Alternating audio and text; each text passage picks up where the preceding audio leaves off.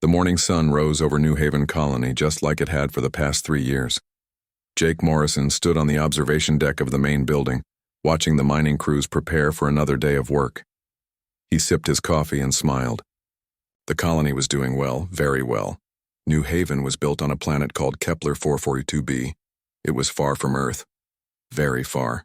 The journey took months even with the fastest ships, but the planet was worth it. The ground was full of rare metals that Earth needed badly. Metals that could power spaceships and build better technology. 12,000 people lived in New Haven. Now, they had come from all over Earth to build a new life among the stars. Jake was their leader. He made sure everyone had what they needed: food, water, shelter, and work. It was not an easy job, but he loved it. Lisa Parker was in charge of the mining operations. She was smart and tough. Every day, her teams went deep into the planet's surface to dig out the precious metals. The work was hard and dangerous, but the rewards were great. The metals they found would help Earth build bigger and better spaceships. The colony had everything they needed to survive. They grew their own food in large greenhouses. They had water from underground sources. They built homes and schools and even a small hospital. Dr. Emma Davis ran the hospital and took care of anyone who got sick or hurt. Children played in the streets while their parents worked. Old people sat on porches and told stories about Earth. Young couples fell in love and got married. New Haven felt like home to everyone who lived there. But that morning was different. Ryan Butler was working in the communications center when his equipment started beeping loudly. He was responsible for keeping contact with Earth and other human colonies. The beeping meant something was coming, something big. Ryan looked at his screens and felt his blood turn cold. Massive ships were approaching the planet, ships bigger than anything humans had ever built. The shapes were strange and alien. They looked alive somehow, like giant insects floating in space. He ran to find Jake. His face was white with fear. "Sir, we have a problem. A big problem. There are ships coming toward us. Alien ships."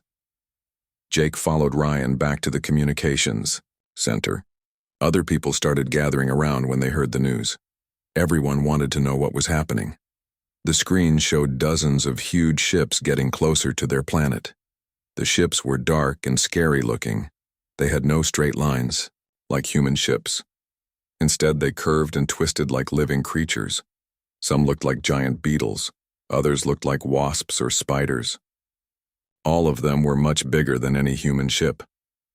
Lisa Parker pushed through the crowd to see the screens. "How many are there?" she asked. Ryan checked his instruments. "At least 50 large ships. Maybe more. They're too big to count exactly, and Hour later, the alien ships arrived. They filled the sky above New Haven like dark clouds. The largest ship was the size of a small city. It hovered directly over the colony's main building. Its shadow covered half the town. Then the ship spoke. Not with words, but with a loud sound that hurt everyone's ears. The sound went straight into their minds. It was angry and cold. It made people feel sick and scared. The aliens had a message. They called themselves the Zephyrian Empire. They said the entire star system belonged to them now.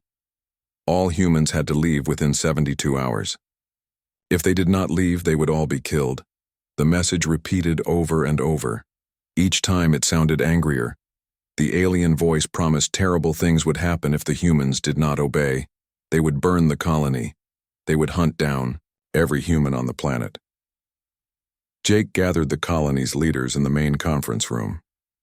Everyone was scared, but they tried to stay calm. They needed to think clearly and make good decisions. "How many ships do we have that can carry people?" Jake asked. Chief Engineer Bob Williams looked at his notes. "We have 12 cargo ships, but they're not made to carry people on long trips. Maybe we could fit 200 people in each ship, if we're lucky." "That's only 2,400 people," Lisa said. "We have 12,000 people here." The math was simple and terrible. They could not save everyone. Most of the colonists would have to stay behind, and the aliens had made it clear what would happen to anyone who stayed. Alex Wright was in charge of security for the colony. He had been a soldier on Earth before coming to New Haven. "What about fighting back?" he asked. We have some weapons. Mining equipment that could be used as weapons. Jake shook his head. Look at those ships, Alex. We have mining lasers and some old military rifles. They have ships the size of cities. It would be suicide. Dr. Emma Davis spoke up. What about hiding? The planet is big. Maybe some people could hide in caves or forests until help arrives. Help from where? Lisa asked. Earth is 47 light years away. Even if we could send a message, it would take months to get there, and months more for any help to arrive. We'll all be dead by then. The room fell silent. Everyone knew she was right. They were alone. Completely alone. No one on Earth even knew they were in danger. By the time anyone found out, it would be too late. Ryan Butler had been trying to send messages to Earth, but the aliens were blocking all communications. Their ships created some kind of interference that stopped radio signals from getting through. The colony was cut off from the rest of humanity. Time was running out fast. The aliens had given them 72 hours, but that was not much time to evacuate 12,000 people. The cargo ships needed time to prepare for the journey. They needed food and water and air recyclers. They needed to be modified to carry people instead of metal ore. Meanwhile, more alien ships kept arriving. The sky grew darker as more of the strange, living-looking vessels took positions around the planet. Some landed on the surface near the colony. Others stayed in space, forming a blockade around the entire planet. The aliens that landed were just as scary as their ships. They looked like giant insects walking on two legs. They had hard shells instead of skin. Their eyes were big and black. They carried weapons that glowed with dangerous energy. The Zephyrians walked through the colony like they owned it. They did not hurt anyone yet, but their message was clear. This planet belonged to them now. The humans were just pests that needed to be removed. Children started crying when they saw the aliens. Parents held them close and tried to stay calm. But everyone could feel the fear growing stronger each hour. The aliens were patient, but they would not wait forever. On the second day, Jake made a difficult decision. The cargo ships would take as many people as possible. Priority would go to children and families. Single adults would have to stay behind. It was not fair, but there was no other choice. The loading began immediately. Families said goodbye to friends who could not come. People packed only the most important things they could carry. Everything else had to be left behind. Ryan Butler made one last desperate attempt to contact Earth. He climbed to the highest communication tower and broadcast a message using all the power he could gather. For just a few seconds, he managed to break through the alien interference. His message was simple. This is New Haven Colony. We are under attack by hostile alien forces. 12,000 souls trapped. No way out. If anyone receives this, please remember us. Then the interference came back stronger than before. The aliens had noticed his attempt and were making sure no more messages could get through. As the third day began, most people had given up hope. The cargo ships were almost ready, but they could only save a small number of people. The rest would have to face the aliens alone. Nobody believed that help would come. Earth was too far away. Even if the message had gotten through, what could Earth do? They were just one small colony, lost among the stars. The aliens were getting impatient. Their deadline was almost up. Soon, they would start killing anyone who remained on the planet. The people of New Haven prepared for the worst, believing they had been forgotten by the rest of humanity. The message from New Haven Colony traveled through space for 3 long months. It jumped from one communication relay to another, getting weaker each time. By the time it reached Earth, the signal was broken and hard to understand. But the important parts were clear enough. Admiral Kate Sullivan was working late in her office at Luna Base when the message arrived. Luna Base was built on Earth's moon and served as the main military headquarters for all human space forces. Kate had been expecting bad news for weeks. Reports of alien activity were coming in from the outer colonies. She played the message 3 times before she fully understood what she was hearing.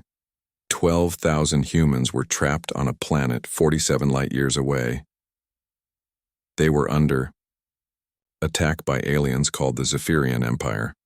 They had no way to escape and no way to fight back. Kate immediately called President Helen Carter. It was 3 in the morning on Earth, but the president answered right away. Leaders did not sleep much when humanity was spreading across the galaxy. There were always problems that needed attention. "Madam President, we have a situation," Kate said. "New Haven colony is under attack. 12,000 people are in danger." President Carter was quiet for a moment. Then she asked the question Kate was dreading. "How long do we have?" "The message is 3 months old," Kate replied. "If they gave the colonists the usual 72-hour warning, they might already be dead. But if they're still alive, we need to move fast." Within 2 hours, every important military leader on Earth was in the Luna Base Command Center. The room was full of generals and admirals, all looking at the star maps on the big screens. New Haven Colony was just a tiny dot in the vast darkness of space. General Paul Martinez was the first to speak. 47 light-years. Even with our fastest ships, it would take 6 weeks to get there. Maybe 5 weeks if we push the engines to their limits. Admiral Kate Sullivan nodded. "That's assuming the colony is still holding out. We have no way to know what's happening there right now." President Carter looked around the room at all the worried faces. These were tough people who had spent their lives preparing for war. But this was different. This was bigger than anything they had faced before. "How many ships can we send?" the president asked. Fleet Admiral Dan Cooper stepped forward. He was the hero of the Proxima defense, where human ships had fought off alien raiders near the closest star to Earth. If anyone could save New Haven, it was him. "We can mobilize 300 ships," Dan said. "Everything we have. Battleships, cruisers, destroyers, and support vessels. It will leave Earth with almost no defense, but those people need help now." The president did not hesitate. "Do it. Send everything we have." The next 12 hours were the busiest in Earth's military history. Ships that were scattered across the solar system received urgent recall orders. Crews that were on leave were called back to duty immediately. Supply ships loaded food, fuel, and ammunition as fast as possible. The main fleet gathered near Mars. The biggest ships were the battle carriers, UES Liberty, UES Victory, and UES Freedom. Each one was over a mile long and carried hundreds of fighter planes. Then came the new dreadnoughts UES Defiance and UES Resolute. These ships had the most powerful weapons humanity had ever built. Captain Nick Rodriguez commanded the assault cruiser, UES Thunder. His ship was smaller than the battle carriers, but it was fast and deadly. Nick had fought aliens before and knew how dangerous they could be. But he also knew that humans were good at fighting when they had to. The biggest problem was time. Even traveling at maximum speed, the fleet would take weeks to reach New Haven. The aliens might have already killed everyone by then. Or they might leave before the human fleet arrived. Admiral Dan Cooper had an idea. It was dangerous, but it might work. Instead of traveling in a straight line, they could use a technique called cascade jumping. This meant using the gravity of stars and planets to speed up their ships. Dr. Linda Hayes was the fleet's chief scientist. She explained the plan to the other officers. "We can use gravitational slingshots to go faster than normal, but it's risky. If we make a mistake, ships could be thrown off course or even destroyed." "How much time would it save?" Admiral Cooper asked. "Maybe 2 weeks, possibly 3 if everything goes perfectly." Cooper looked around the room at his officers. They all knew the risks. Cascade jumping with a single ship was dangerous enough. Trying it with 300 ships was almost impossible. But those 12,000 people on New Haven were counting on them. "We'll do it," Cooper decided. "Prepare all ships for cascade jumping. We leave in 6 hours." The news spread quickly through the fleet. Sailors and officers worked frantically to prepare their ships for the dangerous journey ahead. Engineers checked and double-checked the navigation computers. Doctors prepared for the injuries that might come from the rough ride through space. Captain Amy Rodriguez was the younger sister of Nick Rodriguez. She commanded a squadron of fighter planes based on the UES Liberty. Her pilots were young and brave, but most had never fought in a real battle. "Listen up," she told her pilots. "We're going to save some people who thought no one would come for them. We're going to show the galaxy what happens when you mess with human families." The fleet departed exactly on schedule. 300 ships left the solar system in the largest military operation in human history. They moved in perfect formation, their engines burning bright against the darkness of space. The first cascade jump happened near Jupiter. The massive planet's gravity grabbed the ships and threw them forward at incredible speed. Some of the smaller vessels shook so hard that crew members were thrown around inside. But all the ships made it through safely. The second jump used the gravity of a nearby star. This one was more dangerous because the star's radiation could damage the ship's electronics. 3 destroyers suffered minor damage, but they could still fight. Admiral Cooper stood on the bridge of the UES Liberty and watched the stars blur past the windows. They were moving faster than any human fleet had ever moved before. But was it fast enough? The worst jump happened near a collapsed star called a neutron star. The gravity was so strong that it could crush a ship if the pilots made even a small mistake. This was where they lost the first ships. The destroyer UES Courage got too close to the neutron star. The incredible gravity tore the ship apart in seconds. All 200 crew members died instantly. There was nothing anyone could do to save them. 2 more ships were lost in the same jump. The cruiser UES Honor and the supply ship UES Hope both made navigation errors and were pulled into the deadly gravity well. In less than 5 minutes, Earth had lost 3 ships and 600 people. But the rest of the fleet made it through. They were now traveling at speeds that should have been impossible. The cascade jumping was working, even though the cost was high. Captain Steve Murphy commanded a squadron of destroyers. His job was to protect the larger ships from enemy fighters. He had served in the military for 20 years and had never seen anything like this operation. "Sir," his communications officer said, "we're getting reports from the scout ships. We're making better time than expected. We might reach New Haven in just 4 weeks." Murphy nodded. 4 weeks was still a long time. The people on New Haven might already be dead, but it was better than the 6 weeks they had originally planned. The fleet continued through space, jumping from star to star. Sometimes they lost contact with ships for hours at a time. The gravitational forces were so strong that radio signals could not get through. But somehow most of the ships kept going. Admiral Cooper received regular reports from his captains. Morale was good despite the losses. Everyone knew why they were making this dangerous journey. Somewhere ahead of them, 12,000 humans were waiting for help. The cascade jumping continued for 2 more weeks. They lost 1 more ship, a frigate called UES Swift, when its navigation system failed during a particularly difficult jump. But 296 ships continued toward New Haven. As they got closer to their destination, the ships began to spread out into battle formation. The dreadnoughts took the lead, followed by the battle carriers and their fighter squadrons. The smaller ships formed protective screens around the larger vessels. Captain Ben Taylor commanded the reconnaissance ship UES Scout. His job was to reach New Haven first and see what they were facing. His ship was the fastest in the fleet and carried the most advanced sensors. "Admiral," Taylor reported, "we're picking up massive energy signatures in the New Haven system. It looks like the aliens are still there. And sir, there are a lot of them." Cooper felt his heart sink. The aliens were still at New Haven, which might mean the colonists were still alive. But it also meant the fleet would have to fight a major battle to save them. "How many alien ships?" Cooper asked. "At least 150, sir, maybe more. They're bigger than our ships, and they have some kind of biological technology we've never seen before." The human fleet was still 2 days away from New Haven. 2 days to prepare for the biggest battle in human history. 2 days to get ready to face an alien empire that had conquered other worlds. But Admiral Cooper was not worried about the odds. He looked around the bridge at his crew. They were ready to fight. They were ready to die if necessary. The 72 hours were up. Jake Morrison stood in the command bunker deep underground, watching the security cameras as alien soldiers marched through the streets of New Haven. The evacuation ships had left 3 days ago with only 2,000 people. 10,000 colonists remained on the planet, waiting to see what would happen next.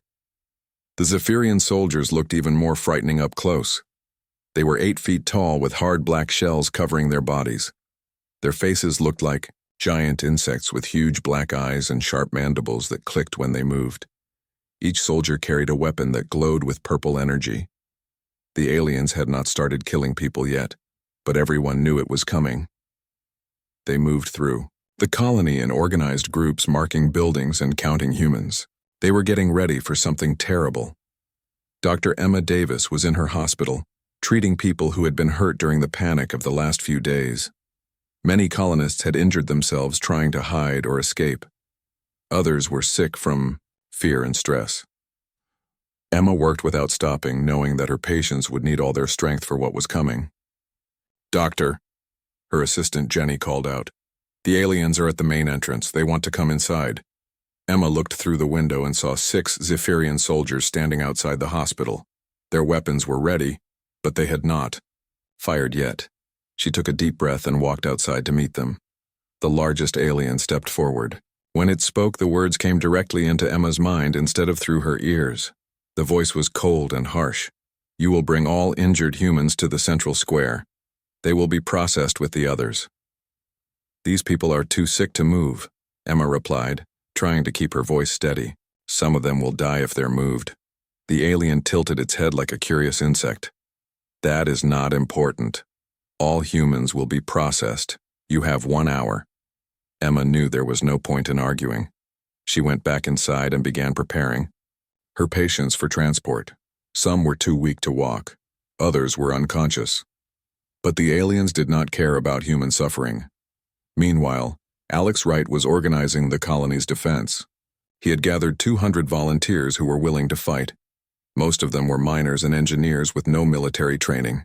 Their weapons were mostly mining lasers and a few old rifles that had been brought from Earth. "Listen carefully," Alex told his volunteers. "We can't win a direct fight against these aliens, but we can make them pay a price for every street, every building. Maybe we can buy enough time for help to arrive." One of the volunteers, a young miner named Tony Baker, raised his hand. "Sir, do you really think help is coming? We sent that message 3 months ago." Alex looked around at all the scared faces. These were good people who had come to New Haven to build a better life. Now they were preparing to die defending their home. "I don't know if help is coming," Alex said honestly, "but I know we're not going to make it easy for these aliens. If we're going to die, we're going to die fighting." The first attack came at sunset. The aliens moved in 3 columns toward the center of the colony. Their weapons fired beams of purple energy that melted through metal and concrete like it was butter. The human defenders fired back with their mining lasers, but the alien armor was too strong. Jake Morrison watched the battle from the command bunker. The security cameras showed his people fighting bravely, but they were being pushed back street by street. The aliens were too strong and too well organized. "Sir," Communications Officer Ryan Butler called out, "I'm picking up movement in the mines. It looks like some of the younger colonists are doing something down there." Jake switched the camera feeds to show the deep mining tunnels. He was surprised to see dozens of people working frantically with heavy machinery. Leading them was Sam Collins, a 17-year-old engineering student who knew the mine system better than anyone. Sam had grown up on New Haven. His parents were among the first colonists, and he had spent years exploring every tunnel and cave on the planet. While the adults were preparing to fight the aliens on the surface, Sam had a different idea. "We can't fight them with weapons," Sam told his group of young volunteers. "But we know this planet better than they do. We can hide everyone in the deep tunnels and wait for help." The group had been working for days to prepare the mines. They installed air recyclers and water pumps. They moved food supplies and medical equipment into the deepest tunnels. They even set up communication lines so people could stay in contact. But the tunnels were not ready yet. They needed more time to make them safe for 10,000 people. Sam and his team worked desperately as the battle raged above them. On the surface, the defense was collapsing. The aliens had superior numbers and better weapons. Alex Wright's volunteers fought as hard as they could, but they were being overwhelmed. Building by building, the aliens took control of the colony. Dr. Emma Davis was forced to evacuate her hospital when alien soldiers surrounded the building. She and her staff carried the most seriously injured patients to the central square, where thousands of colonists were being gathered by the aliens. The central square was normally a peaceful place where people met to talk and children played. Now it was full of scared humans surrounded by insect-like alien soldiers. The aliens had set up some kind of processing station with strange machines that hummed with energy. Jake Morrison realized that the surface battle was lost. He opened the emergency communication system and spoke to everyone in the colony. All colonists, this is Jake Morrison. Evacuate to the deep mines immediately. Follow the emergency tunnels to Section 7. This is not a drill. Move now. The evacuation began immediately. Families grabbed whatever they could carry and ran toward the mine entrances. The aliens tried to stop them, but the humans knew the colony better. They used maintenance tunnels and service corridors to avoid the alien patrols. Sam Collins and his team guided people into the mine system. They had marked the safe paths with glowing paint so people could find their way in the dark. Thousands of colonists disappeared into the tunnels just as the aliens realized what was happening. But not everyone made it to safety. About 1,000 colonists were captured in the central square before they could escape. The aliens kept them as prisoners, probably planning to use them as examples for the others. Alex Wright led the rear guard action that allowed most people to escape. He and 50 volunteers held the main entrance to the mines for 2 hours, fighting desperately against overwhelming odds. Most of them died in that fight, including Alex himself. Jake Morrison was one of the last people to enter the tunnels. He looked back at his colony one more time before disappearing underground. The buildings were damaged and burning. Alien soldiers patrolled the empty streets. New Haven had fallen. The deep mines were dark and cramped.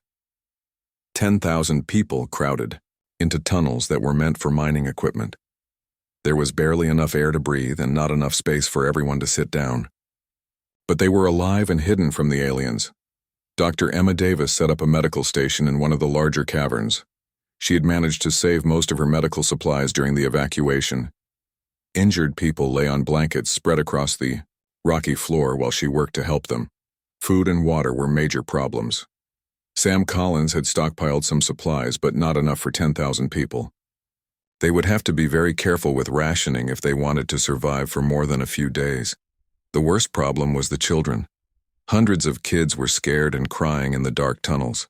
Their parents tried to comfort them, but everyone was afraid. The sound of crying echoed through the mines, making everyone more nervous. Jake Morrison established a command post in the deepest part of the mine system. He gathered the remaining leaders to figure out what to do next. The situation was desperate, but they were still alive. "How long can we survive down here?" Jake asked Sam Collins. Sam checked his calculations. "With strict rationing, maybe 2 weeks. The air recyclers are working, but they're not designed for this many people. Water is okay for now, but food is going to run out fast." Ryan Butler had managed to bring some communication equipment into the tunnels.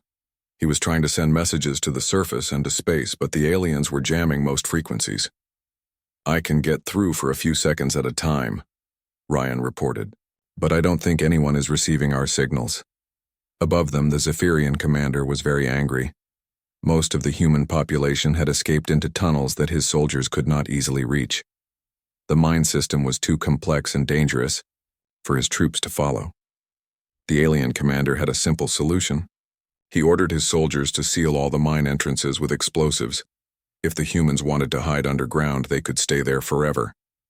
Without air and supplies, they would all die slowly. But the commander had another plan too. He began pumping poisonous gas into the ventilation shafts that led to the mines. The gas was designed to kill humans quickly and painfully. It would force the survivors to come to the surface where they could be captured. In the tunnels, people began to smell something strange in the air.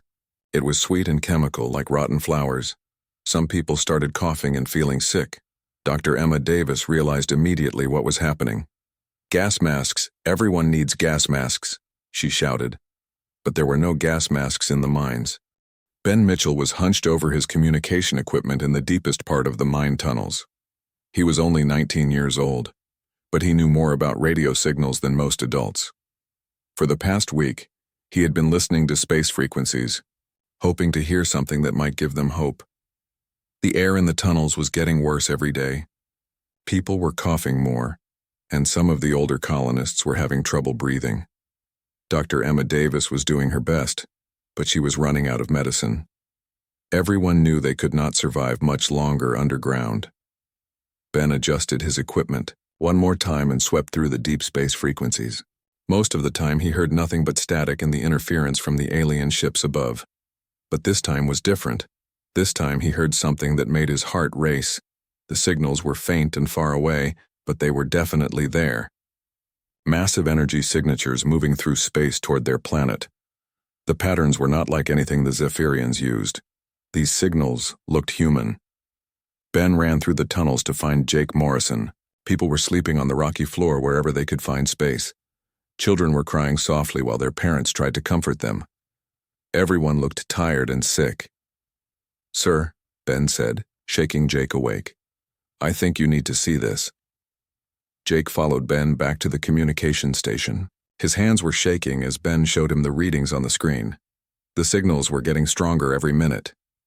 "Are you sure these are human ships?" Jake asked. "Pretty sure, sir. The quantum signatures match Earth technology, and there are a lot of them, more ships than I've ever seen before." Jake felt something he had not felt in weeks. Hope. Maybe, just maybe, Earth had received their message. Maybe help was actually coming. Above ground, the Zephyrian commander Hive Lord Kratax was also detecting the approaching ships. At first, he was not worried. The humans of Earth were supposed to be a primitive species with limited space travel. Their intelligence reports said Earth had only a few dozen ships, but the sensors were showing something impossible. Hundreds of ships were approaching the system at incredible speed. The energy readings suggested vessels much more advanced than anything in their files about human technology. Kratax sent a message to his fleet commanders. "Prepare battle formations. It appears the humans are more developed than we thought, but numbers alone will not save them." The Zephyrian Empire had conquered many worlds. Their bioships were grown rather than built, making them larger and stronger than most metal vessels. Each ship was alive in its own way, able to heal damage and adapt to enemy weapons. The alien fleet had 150 major vessels orbiting New Haven. Each bioship was the size of a human city and carried thousands of fighter craft. Kratax was confident that no human force could challenge such power. But as the Earth fleet got closer, even Kratax began to feel concerned. The human ships were moving in perfect formation at speeds that should have been impossible. Their approach was precise and calculated, like a military force that knew exactly what it was doing. Fleet Admiral Dan Cooper stood on the bridge of the UES Liberty as his fleet reached the edge of the New Haven system. The massive view screen showed the alien ships arranged around the planet like dark clouds. There were more enemy vessels than intelligence had predicted. "Admiral," Captain Amy Rodriguez reported from her fighter squadron, "we count 152 major alien vessels plus approximately 3,000 fighter craft. They significantly outnumber us." Cooper nodded grimly. His fleet had lost several ships during the dangerous cascade-jumping journey. They now had 296 vessels compared to the aliens' overwhelming numbers. But human ships carried better weapons and more advanced technology. "Communications," Cooper ordered. "Open a channel to the alien fleet." The bridge fell silent as Cooper prepared to deliver humanity's message to the Zephyrian Empire. This was the moment that would determine whether 12,000 humans lived or died. "This is Fleet Admiral Dan Cooper of the United Earth Defense Force," Cooper said in a voice that carried across space. "You have attacked our people and threatened our citizens. You have exactly 10 minutes to withdraw from this system, or face the consequences." The alien response came quickly. Hive Lord Kratax's voice filled the human ship with clicks and buzzes that hurt their ears. "I am Hive Lord Kratax of the Zephyrian Empire. This system belongs to us now. Your pathetic fleet will be destroyed like all the others who have opposed us. Surrender now and your deaths will be quick." Cooper smiled coldly. "I don't think so." The battle began with the alien fighters. 3,000 biocraft launched from the larger ships and swarmed toward the human fleet like angry insects. Each fighter was piloted by a Zephyrian warrior, bred specifically for combat. Captain Amy Rodriguez led the first wave of human fighters to meet them. Her squadron of 50 advanced interceptors accelerated toward the alien swarm at maximum speed. The odds were terrible, but Amy had complete confidence in her pilots and their machines. "All fighters, this is Eagle Leader," Amy broadcast to her squadron. "Remember your training. These aliens have never fought humans before. Let's show them what they're up against." The first contact happened halfway between the two fleets. Human plasma cannons and quantum missiles tore through the alien formation like lightning through clouds. The biofighters were tough, but they had never faced weapons like these. In the first 60 seconds of combat, Amy's squadron destroyed over 200 alien fighters, while losing only 3 of their own. The aliens had superior numbers, but human technology was proving far more effective than anyone had expected. Meanwhile, the capital ships were beginning their deadly dance. The Zephyrian bioships moved forward in a coordinated attack pattern that had conquered dozens of worlds, their plasma weapons charged with deadly energy. Admiral Cooper gave the order his fleet had been waiting for. "All ships open fire. Target." The largest vessels first. The UES Defiance and UES Resolute, Earth's newest dreadnoughts, fired their main weapons simultaneously. Quantum torpedoes streaked across space toward the alien flagship. Each torpedo contained enough energy to destroy a small moon. The torpedoes struck Kratax's bioship directly. The alien vessel's living armor tried to absorb the impact, but the quantum energy tore through its defenses like paper. Massive sections of the ship exploded in brilliant flashes of light. Kratax could not believe what he was seeing. His flagship, which had survived battles with a dozen different species, was severely damaged by just 2 shots from the human weapons. These Earth ships were far more dangerous than anyone had imagined. The battle spread across the entire system as more ships joined the fight. Human cruisers and destroyers engaged the smaller alien vessels while the battle carriers launched wave after wave of fighters. The space around New Haven lit up with weapons fire and explosions. Captain Nick Rodriguez commanded the assault cruiser UES Thunder as it attacked a group of alien bioships. His vessel was much smaller than the enemy ships, but it was faster and more maneuverable. "All batteries, concentrate fire on the lead ship," Nick ordered. "Hit them with everything we've got." The Thunder's weapons lit up the darkness as plasma beams and missile salvos struck the alien vessel. The bioship's living hull tried to heal itself, but the damage was coming too fast. Within minutes, the massive alien ship was drifting helplessly, with its weapons destroyed. Similar scenes were playing out all across the battlefield. Human ships worked in coordinated groups to overwhelm individual alien vessels. The Earth fleet's superior technology and tactics were winning the day despite being outnumbered. Down in the tunnels of New Haven, Ben Mitchell was listening to the battle on his communication equipment. The energy readings from above were incredible.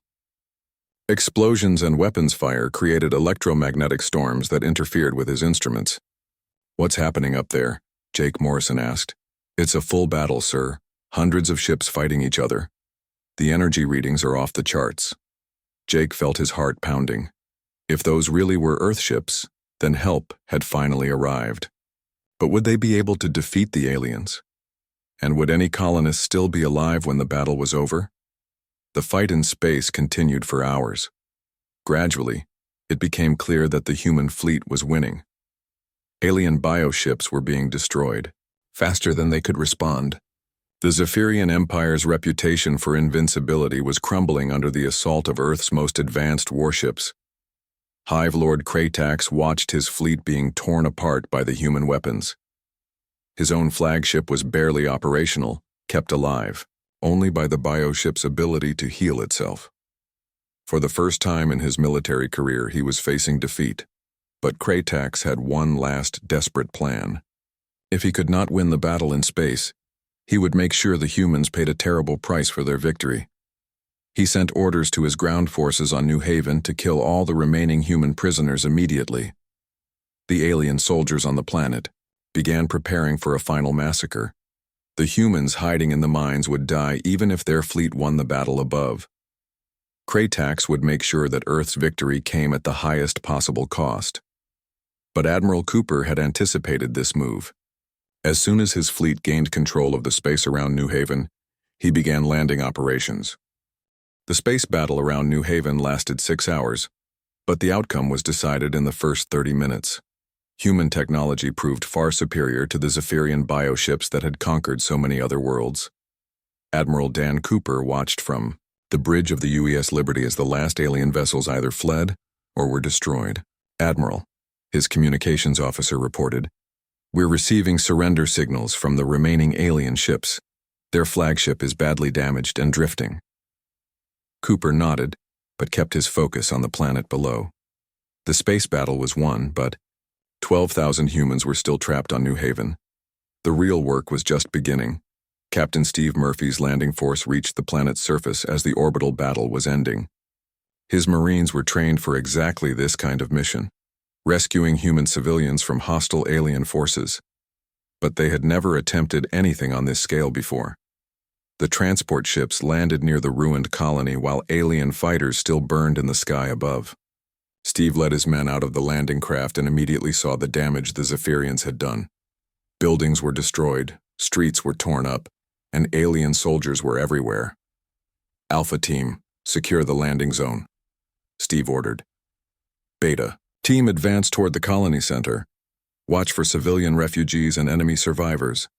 The human Marines moved through the destroyed streets with their weapons ready. They had trained for years to fight aliens, but this was their first real combat against the Zephyrian Empire. Their plasma rifles and combat armor were designed specifically to defeat alien biotechnology. The first contact with enemy ground forces happened near the colony's main square. A group of Zephyrian soldiers had been guarding human prisoners when the Marines arrived. The aliens were 8 feet tall with hard shell armor, but they were no match for human military technology. Sergeant Lisa Johnson led her squad in the attack. Her plasma rifle cut through alien armor like it was made of paper. Within minutes, the entire enemy patrol was eliminated, and the human prisoners were free. "Are there more people trapped underground?" Lisa asked one of the rescued colonists. "Yes," the man replied, tears streaming down his face. "Thousands of people are hiding in the mine tunnels, but the aliens have been trying to gas them out for days." Steve Murphy immediately radioed for engineering teams and medical support. If there were thousands of people trapped underground, they needed to reach them quickly. The poison gas attacks might have already killed many of the survivors. Meanwhile, in the deep mine tunnels, Ben Mitchell was still monitoring his communication equipment when he heard something that made him shout with joy. Human voices were coming through the radio, speaking English with Earth accents. "This is Marine Captain Murphy to any New Haven survivors. We are United Earth Defense Force. We have secured the surface. Is anyone receiving this transmission?" Ben grabbed his microphone. With shaking hands, "This is New Haven Colony. We're alive down here. About 10,000 people in the deep mine system. We need help immediately."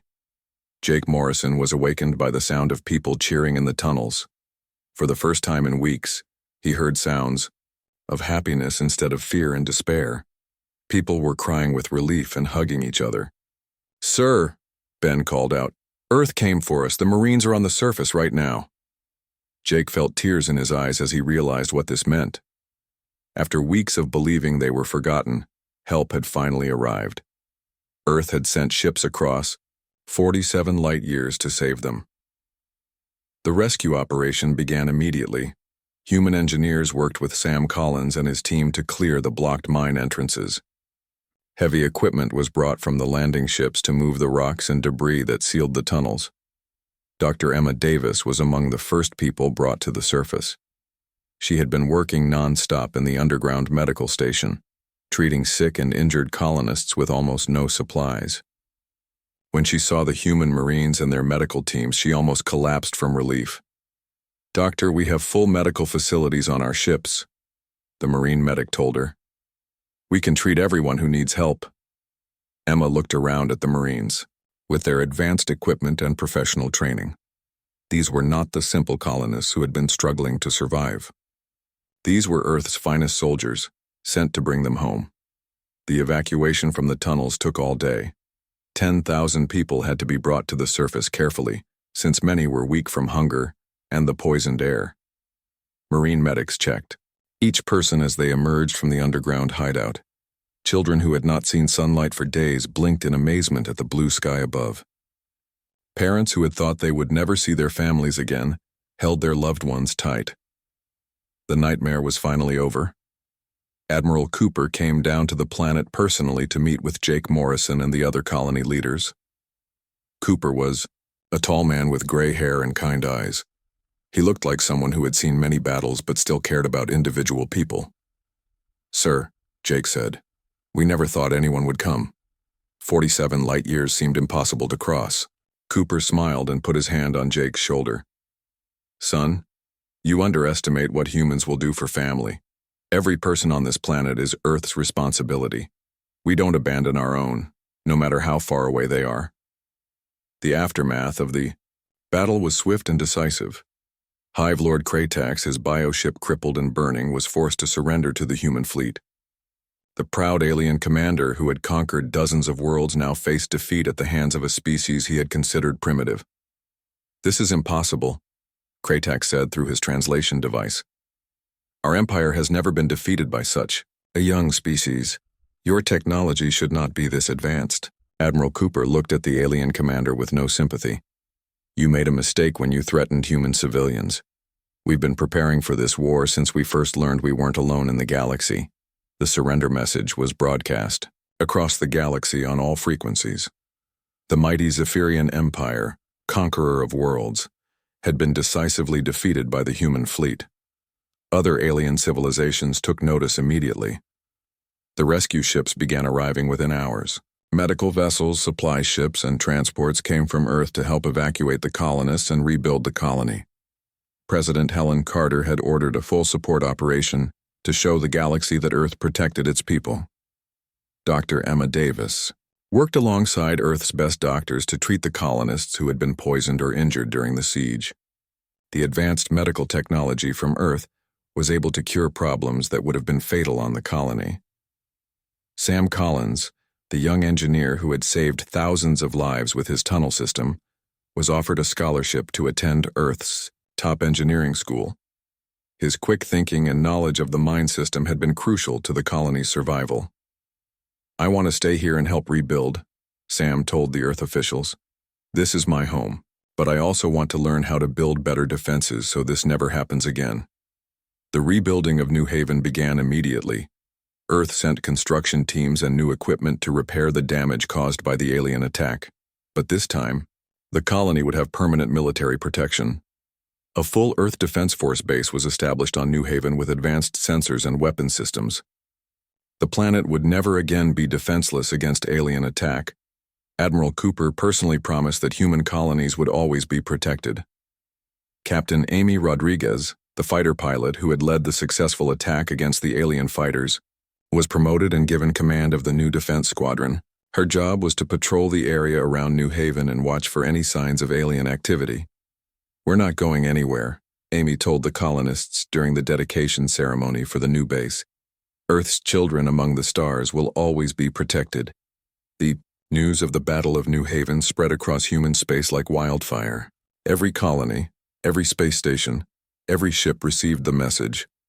Earth had fought the largest space battle in human history to save 12,000 people on a distant world. The message was clear to both humans and aliens. Earth's military was more powerful than anyone had realized, and humanity would fight to protect its people no matter where they were or what the odds might be. Ben Mitchell, who had detected the Earth fleet's arrival, was offered a position with Earth's deep space communications network. His work monitoring radio signals had provided crucial intelligence during the crisis. Jake Morrison decided to stay as colony administrator, but now he had the support of Earth's full military and industrial power. New Haven would be rebuilt as a fortress world, showing the galaxy that human colonies were not easy targets. The Zephyrian Empire never recovered from the defeat. Other alien species that had been conquered by the Zephyrians began to rebel, knowing that the Empire was no longer invincible. Within a year, the Zephyrian Empire collapsed completely, but the most important result was the message sent to the galaxy about humanity. Earth had proven that it would cross any distance and fight any enemy to protect its people. The bonds between Earth and its colonies were unbreakable. As the last transport ship prepared to leave New Haven, taking colonists who wanted to return to Earth, Jake Morrison stood on the observation deck and looked up at the stars. The human fleet was still in orbit, protecting the world below. "We're not alone anymore," Jake said to himself. "We never were."